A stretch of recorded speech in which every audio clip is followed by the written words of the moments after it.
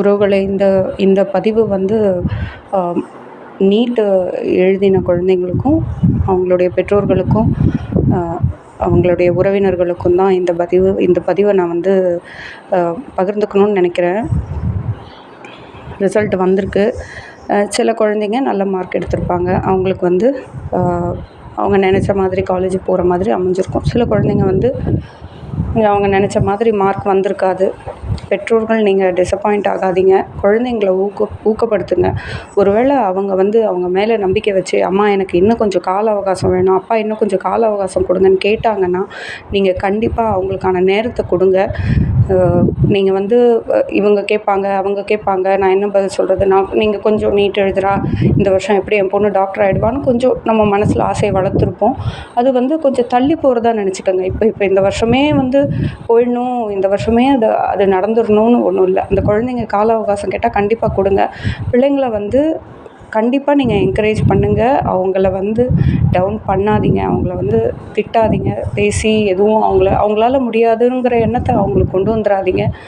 இதில் இன்னொரு விஷயம் என்னென்னா, இந்த சுற்றி இருக்கவங்க கேள்வி கேட்குறவங்க இருக்காங்கல்ல, அவங்க வந்து அது பற்றின எத்தனை நாலேஜ் அவங்களுக்கு இருக்குன்னே தெரியாது.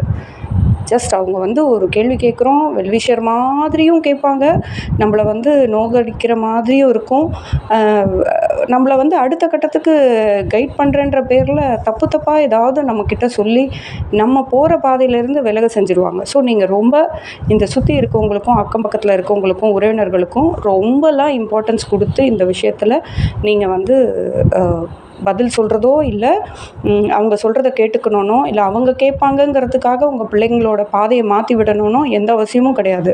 குழந்தைங்க என்ன விரும்புகிறாங்க அவங்களுக்கு தெரியுங்க. அவங்களோட கெப்பாசிட்டி இல்லைம்மா இந்த ஒரு தடவை எழுதின என்னால் முடியல அப்படின்னு சொல்லிட்டாங்கன்னா அவங்கள விட்டுடுங்க. இல்லை நான் படிப்பேம்மா என்னால் முடியும் அப்படின்னு அவங்களுக்கு தெரியும்ல, அவங்களுக்கு விருப்பப்பட்டது அவங்களால படிக்க முடியும்னு அவங்க நினச்சாங்கன்னா அவங்களுக்கு கால அவகாசம் கொடுத்து தட்டி கொடுத்து அவங்கள ஊக்கப்படுத்துங்க.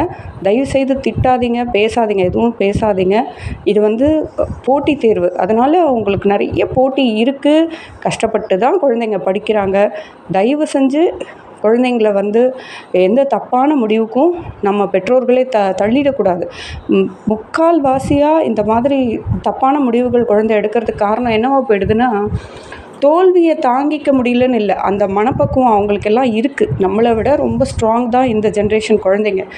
ஆனால் நம்ம என்ன பண்ணுறோம், அக்கம் பக்கத்தில் இருக்கவங்க கேட்பாங்க, பதில் சொல்லணும், என்ன ஆகுமோ அப்படிங்கிற இந்த மாதிரி அவங்க நம்மளை பேசிடுவாங்களோ, நம்ம பிள்ளைய மட்டமாக நினச்சிடுவாங்களோங்கிற பயமே, அது ஏதோ அவங்க நம்ம முகத்தில் கரிய பூசிட்டாங்கங்கிற மாதிரி நினைக்கிறீங்க. அது வேண்டாம். குழந்தைங்கள வந்து தட்டி கொடுத்து இப்போ வந்து ஓரளவுக்கு மார்க் இருக்குது, அவன் வந்து இன்னும் கொஞ்சம் டைம் கொடுத்தா அவனால் வந்து இதில் ஜெயிச்சிட முடியும் அப்படின்னா அவனை வந்து கண்டிப்பாக தட்டி கொடுத்து ஜெயிக்க வச்சுடுங்க. கண்டிப்பாக நம்ம குழந்தைங்க ஜெயிப்பாங்க, நல்லதே நடக்கும்.